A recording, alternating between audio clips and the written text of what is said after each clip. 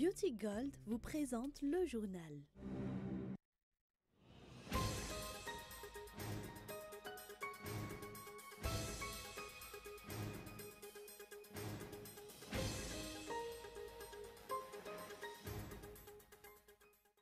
Plus d'un mois après avoir été placé au pouvoir, les résolutions adoptées depuis le début du mandat du chef d'État actuel et de toute son équipe reflètent déjà leur volonté de redresser le pays et de rectifier les mauvaises habitudes, des actions qui redonnent espoir au peuple malgache quant à leur avenir et celui de leur pays.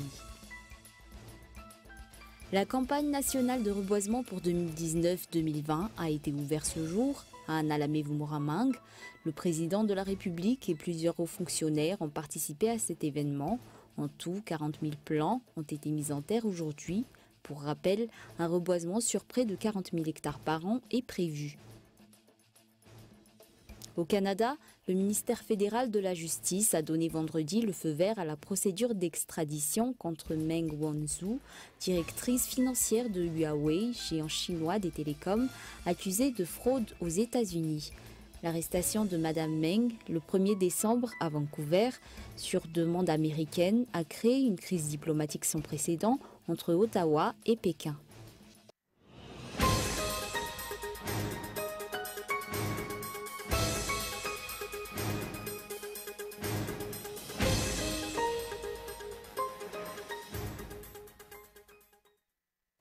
Merci d'être avec nous sur Cool TV. Bonsoir. Nous ouvrons l'édition du journal ce soir avec l'actualité politique. Ce mois-ci, le nouveau régime en place va entamer un deuxième mois au pouvoir, mais déjà, les résolutions adoptées depuis le début du mandat du chef d'État actuel et de toute son équipe reflètent leur volonté de redresser le pays et de rectifier les mauvaises habitudes. Des actions qui redonnent espoir au peuple malgache quant à leur avenir et celui de leur pays. Les détails dans l'éditorial de Feizo Rafali. Le régime, à travers chaque ministère et chaque entité publique, poursuit les efforts qui tendent à concrétiser les promesses faites au peuple. Parmi les projets à réaliser, la reforestation de Madagascar. Un reboisement sur 40 000 hectares par an est prévu, à raison d'une mise en terre variant de 500 à 1000 plants par hectare. Toujours dans cette optique, la lutte contre le feu de brousse va être renforcée et un label vert sera mis en place. En matière d'application de la loi et restauration de la sécurité, les propos du Premier ministre ont été récemment renforcés par la préfecture d'Antananarivo. Désormais, les bars et les karaokés devront fermer au plus tard à 21 h, sous peine de se faire retirer leur licence ou, s'ils n'en ont pas une, de subir une fermeture définitive. Les suivis vont être stricts. En parallèle, des instructions ont également été données aux responsables depuis les Fouktan jusqu'au district, en passant par les agents des forces de l'ordre, pour rétablir la sécurité dans chaque quartier. Des dispositions qui redonnent l'espoir à la population dont le quotidien a trop longtemps été mis à mal par le vol à la tire et les attaques à main armée.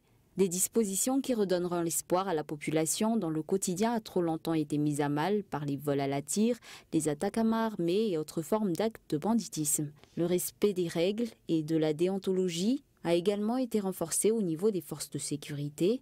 Les réfractaires seront sanctionnés comme le prévoient les termes des lois en vigueur. Le limogeage de plusieurs hauts fonctionnaires fait également état de la volonté du régime de changer les choses. Ainsi, le directeur du conseil d'administration de la Jirama a été révoqué. Il en est de même pour les directeurs généraux, centraux et régionaux du ministère de l'Agriculture et de l'Élevage et du ministère des Ressources halieutiques et de la Pêche, les directeurs auprès du ministère de l'Aménagement du Territoire, ainsi que les directeurs centraux et interrégionaux auprès du ministère des Travaux publics et des Infrastructures. Les initiatives de redressement prises afin de préserver nos ressources en or sont aussi des résolutions louables. Les exportateurs illicites d'or s'exposent à la confiscation des produits illicites et le paiement des amendes au double de leur valeur. Le montant de l'amende s'élèvera de ce fait à 200% de la valeur du produit, si auparavant il était de 120 à 130%. Outre cela, de nombreux bailleurs de fonds et partenaires du pays ont réitéré leur volonté de continuer à collaborer avec la Grande Île, à l'exemple de l'UNESCO, qui œuvre dans le domaine de l'éducation, de la Banque mondiale, qui a envoyé un émissaire venant de Washington à Madagascar cette semaine, du Programme des Nations Unies pour le développement et bien d'autres branches des Nations Unies.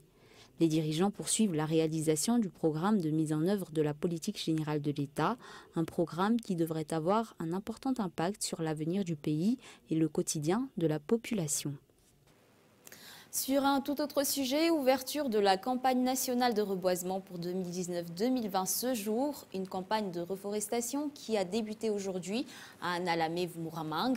Le président de la République et plusieurs hauts fonctionnaires ont participé à cet événement. En tout, 40 000 plants ont été mis en terre. D'autre part, les campagnes de sensibilisation en matière de reboisement vont être renforcées. L'objectif étant que chaque citoyen malgache puisse planter près de 10 plants cette année et 20 l'année suivante. Pour rappel, le reboisement est inclus dans les engagements de l'initiative pour l'émergence de Madagascar. Au programme, une afforestation sur près de 40 000 hectares par an. Dans l'actualité économique, la dévaluation de l'ariary atteint un taux de 7 à 12% chaque année, raison pour laquelle l'État devrait prioriser la mise en place d'une politique monétaire efficace et durable pour stabiliser la monnaie locale. En parallèle, des solutions pour maîtriser l'inflation devraient également être appliquées. Reportage de Feizo Rafal. Début mars 2019, 1 euro vaut 4018 ariary, une nouvelle hausse de la monnaie européenne par rapport à la monnaie locale comparée à la semaine dernière. D'après les informations reçues, chaque année, l'ariary connaît une dépréciation de 7 à 12%. Une politique monétaire devrait être mise en place afin d'assurer une certaine stabilité de l'ariary. Le pouvoir public n'a pas encore un plan de développement économique, c'est-à-dire un programme de développement économique à partir duquel il faut choisir des instruments de politique économique comme le taux de change, ou bien le taux d'intérêt, ou bien le taux d'imposition. Donc il y a beaucoup d'obstacles aux investissements et on ne peut pas seulement agir sur le taux de change. Il faut donc agir sur tous les instruments économiques. Donc si on n'a pas encore une politique de développement économique sérieuse, il ne faut pas donc s'aventurer à adopter par exemple un taux d'échange fixe, etc. Mais il faut adopter ce taux de système d'échange à long temps pour minimiser le risque de dérapage macroéconomique. Toujours selon les explications, la politique monétaire devrait être alignée avec la politique économique de l'État. L'instabilité monétaire fait barrage aux investissements à long terme dans un pays. Avec cette instabilité, la vente de produits de rente à court terme permet d'être rentable. Il s'agit pourtant d'un domaine qui n'a que peu d'impact sur l'économie du pays. D'autre part, les financements et les rapatriements de devises permettent de réduire ces dévaluations en un temps déterminé. De nombreux guides touristiques ne suivent pas les normes du métier à Madagascar. La mise en place de police des touristes est une des mesures adoptées pour parer à cette situation. Une disposition qui s'avère utile, mais qui pour l'instant n'a été prise qu'au niveau de Nouspé. Le nombre exact de faux guides touristiques à Madagascar n'est pas encore clairement déterminé d'après l'Association des guides touristiques de Madagascar. Ces usurpations de titres affectent pourtant leur travail. Certains guides n'exercent pas réellement ce métier, ils abordent des étrangers dans les hôtels ou des restaurants et leur proposent de leur servir de guide pour se faire de l'argent et pourtant ne connaissent pas grand-chose aux ficelles du métier. Résultat, cela affecte l'image de Madagascar pour fraude et arnaque, ce qui pourrait réduire le nombre de touristes. Les suivis dans le métier de guide touristique sont de ce fait importants. La mise en place de police des touristes font partie des mesures prises pour protéger ce milieu. Je trouve que c'est une excellente mesure pour éviter toute forme d'abus dans ce milieu et cela faciliterait le respect des règles et des lois dans le domaine du tourisme. D'autre part, les cartes et les badges ont déjà permis de réduire considérablement les infractions dans ce milieu. La mise en place de police des touristes a débuté à Nouspé. Toutefois, les mesures à prendre ne devraient pas se limiter sur ce point d'après le président des guides touristiques afin de protéger ce métier. D'après les chiffres publiés par le ministère concerné, actuellement, il y a en tout 1700 guides confirmés à Madagascar. Dans l'actualité sociale, les habitants du Fouktan d'Antomading ont décidé eux-mêmes de procéder à l'assainissement des canaux secondaires et pour cause, au cours de ces 5 dernières années, la commune urbaine d'Antananarive n'a effectué aucun travaux d'entretien et de nettoyage de ces canaux, favorisant ainsi la montée des eaux les jours de pluie. notamment dans les bas quartiers. Une situation qui n'a pas manqué de susciter des plaintes. Pour rappel, l'autorité pour la protection contre les inondations de la plaine d'Antananarive, ou APIPA, est responsable de l'assainissement des canaux primaires, tandis que les canaux secondaires ont été placés sous la charge de la commune urbaine d'Antananarive et les canaux tertiaires sous la responsabilité des Fouktagnes. D'autre part, il reste important d'inciter les citoyens à ne pas se servir des canaux comme bac à ordures. Passons aux actualités internationales. La justice canadienne a lancé hier le processus d'extradition vers les États-Unis de la directrice financière du géant chinois des télécoms, Huawei, Meng Wanzhou, dont l'arrestation au Canada début décembre a créé une crise inédite entre Ottawa et Pékin. La justice américaine accuse notamment Huawei et sa directrice financière d'avoir volé des secrets industriels du groupe télécom américain T-Mobile. France 24.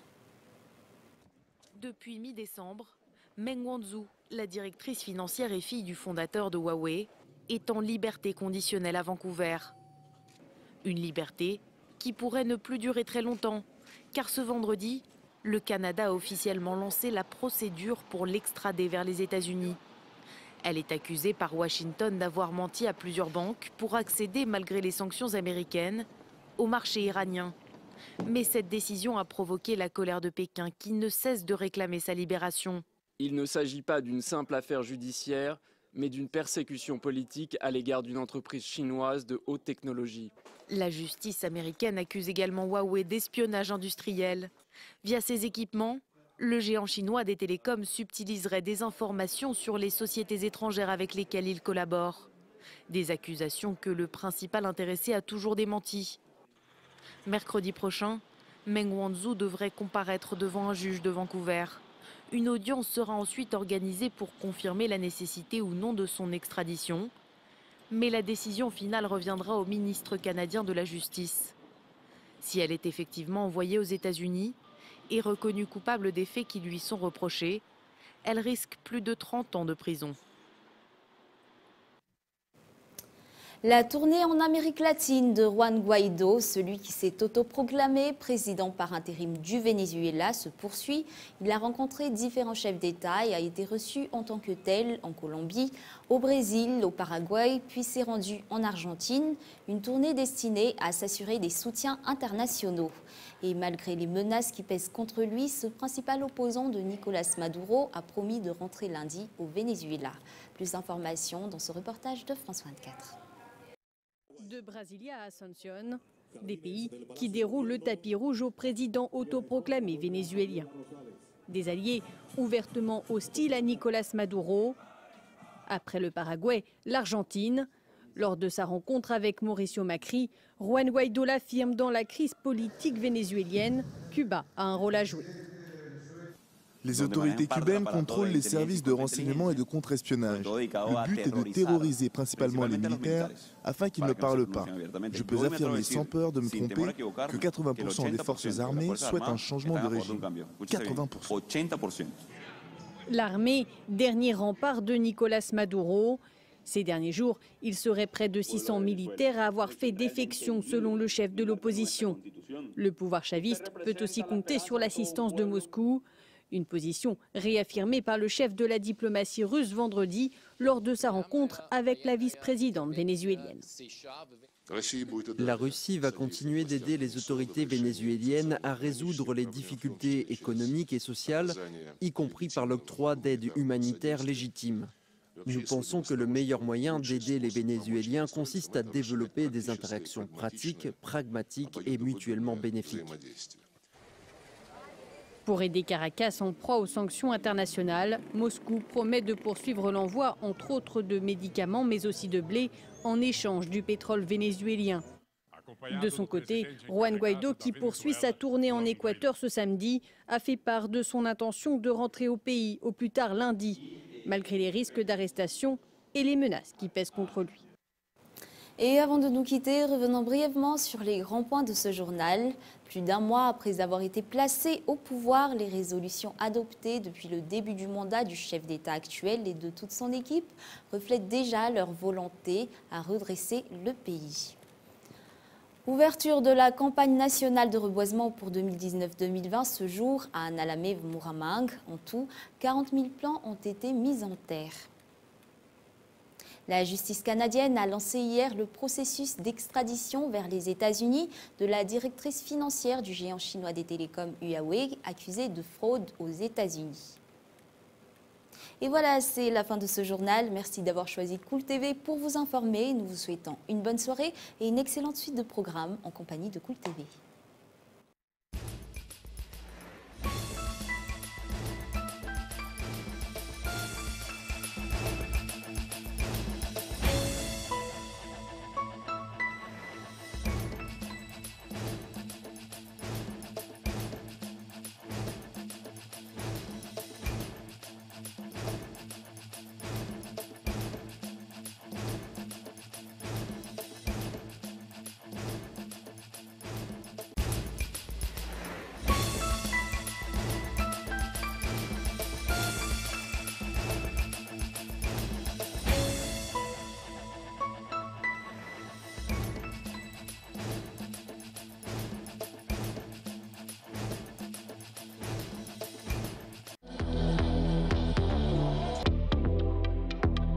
Le journal vous a été présenté par Beauty Gold.